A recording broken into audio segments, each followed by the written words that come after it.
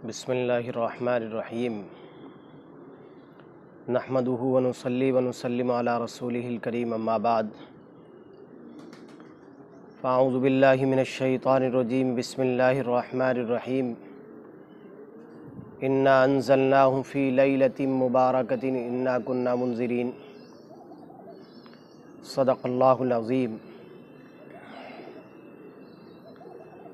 نور محفل پہ چادر تنی نور کی، نور پھیلا ہوا آج کی رات ہے۔ نور محفل پہ چادر تنی نور کی، نور پھیلا ہوا آج کی رات ہے۔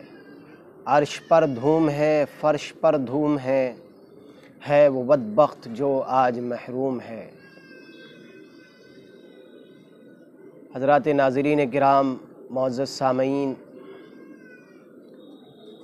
اس وقت ہمارا ملک جن سنگین حالات سے گزر رہا ہے، یہ کسی سے ڈھکی چھپی بات نہیں ہے۔ اس وقت سب سے اہم گزارش میں آپ سے یہ کرنا چاہوں گا کہ لاک ڈاؤن کا یہ زمانہ چل رہا ہے۔ قبل اس کے کہ میں آپ کو شب برات کے متعلق کچھ عرض کروں، پہلے میں یہ کہہ دینا چاہتا ہوں کہ ہم لوگ اپنے گھروں سے ہرگز باہر نہ نکلیں۔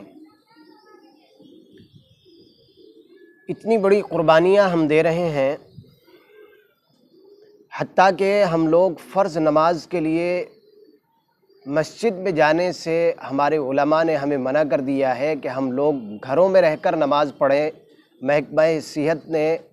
اس کی تاکید کی ہے، اور اسی کے ذریعے سے ہم لوگ بیماری سے محفوظ رہ سکتے ہیں۔ یہ بات ٹھیک ہے کہ حضور اکرم صلی اللہ علیہ وسلم نے فرمایا کہ ایک کی بیماری دوسرے کو نہیں لگتی، لیکن دوسری حدیث میں ہے کہ آپ نے خود فرمایا کہ کوڑھ کے مریض سے ایسے بھاگو جیسے شیر سے بھاگتے ہو۔ دونوں حدیثوں میں تطبیق کی صورت یہ ہوگی کہ بعض بیماریاں کسی کو نہیں لگتی، اور بعض بیماریاں ایسی ہیں جو لگتی ہیں تو پھر ان سے بچنا چاہیے، یہ تطبیق کی صورت ہوگی۔ لہذا ہم لوگوں کو چاہیے کہ ہم اپنے گھروں میں رہیں۔ اس شب برات کے موقع پر بھی اپنے گھروں کو لازم پکڑیں۔ اس موقع پر سب سے اہم مسئلہ ایک یہ بھی ہے کہ چاند کے متعلق لوگ کشمکش میں ہیں، کنفیوژن ہو رہے ہیں۔ کیلنڈر میں دیکھتے ہیں تو تاریخ کچھ اور ہے، نیٹ پر سرچ کرتے ہیں تو تاریخ کچھ اور معلوم ہوتی ہے، اور جب وہ ایک دوسرے سے فون پر رابطہ کرتے ہیں تو پھر تاریخ کا کچھ اور علم ہوتا ہے۔ اصل میں بات یہ ہے کہ گزشتہ مہینہ جو مانا گیا ہے وہ 30 کا مانا گیا ہے، اس لیے آج جو بروز بدھ چاند کی تاریخ ہے وہ 13 تاریخ ہے۔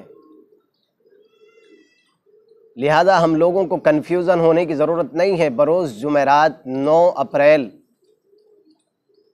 شب برات ہوگی، یعنی بروز جمعرات جو سورج کے غروب ہونے کے بعد جو رات آئے گی وہ شب برات ہوگی۔ لہذا ہم لوگ اس میں عبادت کا اہتمام کریں گے۔ اس میں سب سے پہلے میں آپ کو یہ کہہ دینا چاہتا ہوں کہ شب برات سے متعلق 3 چیزیں ہیں۔ نمبر 1، اس کی فضیلت اور اہمیت کے بارے میں بعض علماء نے کلام کیا ہے۔ بات ٹھیک ہے کہ ضعیف روایات ہیں اس کی فضیلت سے متعلق، لیکن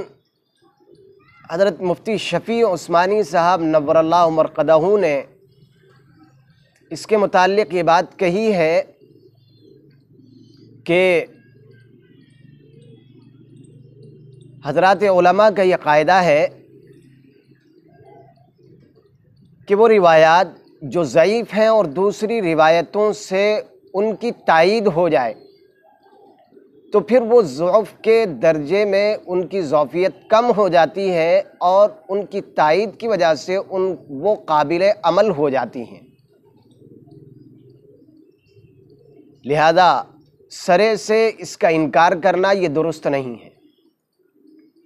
اس موقع پر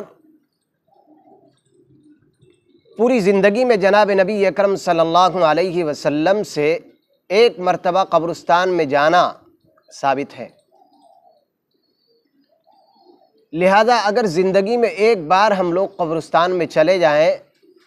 تو یہ ادا ہو جائے گا، لیکن اس کو باقاعدہ لازمی سمجھنا، ضروری سمجھنا اور اس پر اصرار کرنا اور چراغاں کرنا اور میلے ٹھیلے کی شکل قبرستانوں میں اختیار کرنا یہ درست نہیں ہے۔ اس سے اپنے آپ کو بچانا چاہیے۔ دوسری بات یہ ہے، حضرت مفتی شفیع عثمانی صاحب پاکستانی رحمۃ اللہ علیہ نے ایک بات یہ بھی کہی کہ جو چیز جس درجے میں ثابت ہو اس کو اسی درجے میں رکھنا چاہیے۔ اس درجے میں رکھنے کی وجہ سے وہ چیز وہیں بہتر ہوتی ہے، اس کو ضروری، لازم اور فرض کے درجے میں لے جانا یہ درست بات نہیں ہے۔ لہذا کچھ لوگ اصرار کرتے ہیں کہ جی اس رات قبرستان جانا ضروری ہے۔ ضروری نہیں ہے۔ زندگی میں ایک مرتبہ اگر آپ قبرستان میں چلے گئے تو حدیث پر بھی عمل ہو گیا، سنت پر بھی عمل ہو گیا۔ یہ سنت مؤکدہ نہیں ہے کہ آپ کو تاکید کی گئی ہے آپ ہر سال جائیں گے، نہیں، ایسا نہیں ہے، بلکہ زندگی میں ایک بار جانے سے یہ چیز ادا ہو جائے گی۔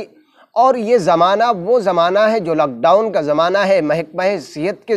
جانب سے یہ حکم جاری کیے گئے ہیں کہ آپ لوگ اپنے گھروں کو لازم پکڑیں، اپنے گھروں میں رہیں، باہر نہ نکلیں۔ اب اس موقع پر بہت سے نوجوان کیا کرتے ہیں، موٹر سائیکل لیتے ہیں، ٹو ویلر لیتے ہیں، اور لے کر کے کیا کرتے ہیں، وہ پھر اس طرح کی افراتفری، ایک ایک گاڑی پر 5 5 6 6 بیٹھتے ہیں اور ادھر سے ادھر چکر لگاتے ہیں، خالی تفریح کرتے ہیں اور کچھ نہیں کرتے۔ اس موقع پر یہ بالکل غلط ہے، اسلام کے خلاف ہے، عقل مندی کے بھی خلاف ہے، معاشرے کے بھی خلاف ہے، اور اپنا مذاق نہ بنائیے، اسلام کا مذاق ہرگز نہ بنائیے۔ ایسی کوئی بھی حرکت آپ لوگ صادر نہ کریں جس سے اسلام کی بدنامگی ہو، جس سے اسلام بدنام ہوتا ہو، اسلام پہ بدنما داغ آتا ہو، اس کی وجہ سے مسلمان بدنام ہوتے ہوں۔ ایسا ہرگز کوئی کام نہ کیجیے۔ لہذا اس موقع پر اپنے آپ کو گھروں میں محصور رکھیں اور وہیں پر کے رہ کر ہی عبادت کریں۔ دوسری چیز یہ ہے کہ کیا عبادت کریں، اس موقع پر کیا عبادت کریں۔ تو جناب نبی اکرم صلی اللہ علیہ وسلم سے اس موقع پر کوئی بھی صریح اس بات پر کوئی حدیث صراحت کے ساتھ موجود نہیں ہے جس میں صراحتاً یہ بات لکھی ہو کہ آپ نے اس موقع پر یہ عبادت کی ہے، خاص طور سے کہ آپ نے اتنی نفلیں پڑھی ہوں، یا آپ نے اس طرح یوں ذکر و اذکار کیے ہوں، یا آپ نے اس طرح سے اس موقع پر اس طرح سے فلاں اوراد پڑھے ہوں، یا اس طرح سے آپ نے تلاوت کی ہو، یا کوئی خاص طریقہ آپ کا عبادت کا اس میں متعین نہیں ہے۔ لہذا اب اس کے عموم پر رکھتے ہوئے کوئی بھی نفل عبادت آپ کریں، آپ ذکر و اذکار کریں، کسی بھی طرح کے اوراد و وظائف پڑھیں، آپ تلاوت قرآن کریں، آپ نفل عبادات کریں، بلکہ میں مناسب سمجھتا ہوں کہ اس موقع پر زیادہ بہتر ہے کہ ہم لوگ صلاۃ التسبیح پڑھیں، کیونکہ صلاۃ التسبیح سے پچھلے اگلے تمام گناہوں کا کفارہ ہو جاتا ہے، اور یہ وہ رات ہے کہ اس میں بندوں کے اعمال اللہ رب العزت کے بارگاہ میں پیش کیے جاتے ہیں۔ آئندہ کے اس رات میں فیصلے ہوتے ہیں، کتنی بارشیں ہوں گی، کتنا غلہ جات پیدا ہوگا، کتنی غذائیں پیدا ہوں گی، کتنی فصلیں تباہ ہوں گی، کتنی فصلیں آباد ہوں گی، کتنی فصلوں کو گھن لگے گا، کتنی فصلیں گھن سے محفوظ ہو جائیں گی، اور کہاں کہاں کتنے لوگوں کو اس سال موت آئے گی، کتنے لوگ زندہ رہیں گے، کتنے لوگوں کے یہاں بچے پیدا ہوں گے، کتنے لوگوں کے یہاں لڑکیاں پیدا ہوں گی، کتنے جگہوں پر بارشیں ہوں گی، کتنی جگہیں بارشوں سے محروم ہوں گی۔ یہ تمام کے تمام فیصلے اس رات میں ہوتے ہیں۔ تو اس لیے میں بہتر سمجھتا ہوں کہ اس زمانے میں چونکہ یہ وہ زمانہ چل رہا ہے، آزمائشوں سے ہم لوگ دو چار ہیں، اللہ کی بارگاہ میں سجدہ ریز ہوں اور صلاۃ التسبیح کا اہتمام کریں، تاکہ اللہ رب العزت ہم سب کے اور پوری امت کے گناہوں کو معاف فرما کر اس آسمانی وبا سے ہم سب کی حفاظت فرمائیں۔ اور اس موقع پر ایک تاکید میں یہ اور کرنا چاہتا ہوں کہ ہم لوگ خصوصاً آیت کریمہ کا اہتمام بھی ضرور کریں، کم از کم 313 مرتبہ آیت کریمہ پڑھیں اور درود شریف کا اہتمام کریں،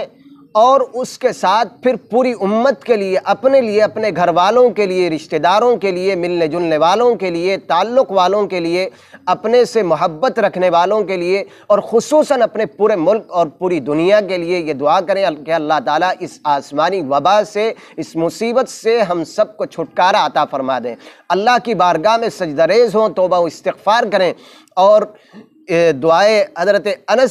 حضرت یونس رضی اللہ عنہ جو میں نے آیت کریمہ بتائی ہے، یہ اس وجہ سے کہ سیدنا یونس علیہ السلام اتنی اندھیریوں میں اللہ کو پکار رہے ہیں، اللہ تعالیٰ نے ان کی پکار کو سنا ہے، اور اس پکار کی برکت سے اللہ تعالیٰ نے ان کو ایسی زندگی عطا کی ہے جو پہلی زندگی کے مقابلے میں بہت ہی مناسب اور بہت ہی زبردست اور بہت ہی عمدہ زندگی تھی۔ یعنی پہلے سے زیادہ آپ اس زندگی کے بعد جب آپ اندھیریوں سے باہر نکل کے آئے ہیں تو پہلے سے زیادہ آپ کو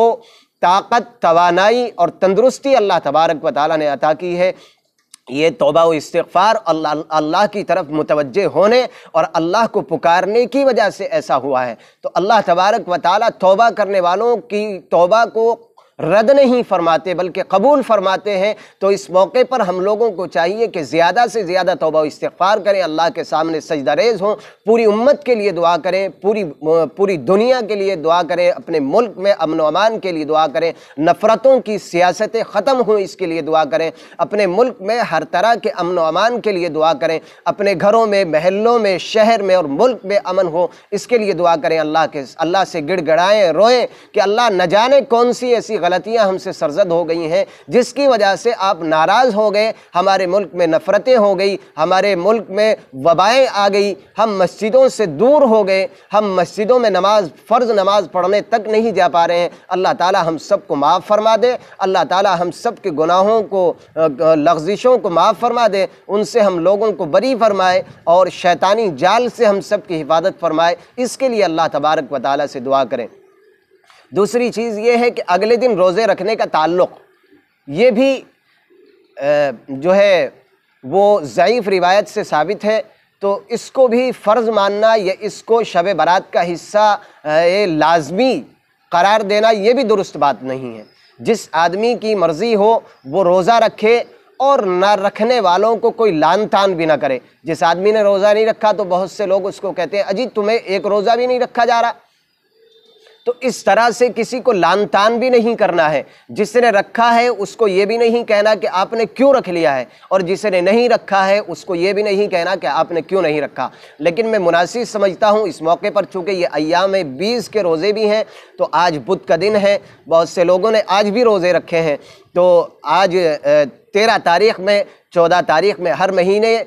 چاند کے اعتبار سے جناب نبی اکرم صلی اللہ علیہ وسلم 13، 14 اور 15 کے روزے رکھا کرتے تھے۔ تو اس طرح سے اگر کسی آدمی نے اہتمام کیا ہے یا کوئی آدمی اہتمام کرنا چاہے تو وہ اس طرح سے ایک حدیث پر عمل کر لے گا۔ اور میں سمجھتا ہوں کہ اگر آج کسی نے روزہ نہیں رکھا تو وہ کم از کم کل اور پرسوں روزہ رکھ لے۔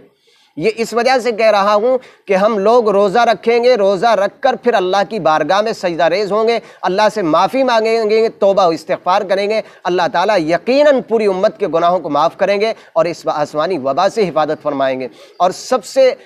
ضروری بات اس وقت یہ ہے کہ ہم لوگوں کو چاہیے کہ اللہ تعالیٰ سے یہ بھی دعا کریں کہ اللہ تعالیٰ یہ لاک ڈاؤن کا زمانہ رمضان کے زمانے میں نہ رہے، رمضان کے مبارک مہینے میں نہ رہے، اس آسمانی وبا سے ہم لوگوں کو رمضان سے پہلے ہی نجات عطا فرما دیے، نجات کے مہینے سے پہلے ہی اس سے نجات عطا فرما دیجئے، تاکہ ہم لوگ رمضان کا مبارک مہینہ سکون اور اطمینان کے ساتھ آپ کی عبادت میں گزار سکیں، آپ کو یاد کرتے ہوئے گزار سکیں اور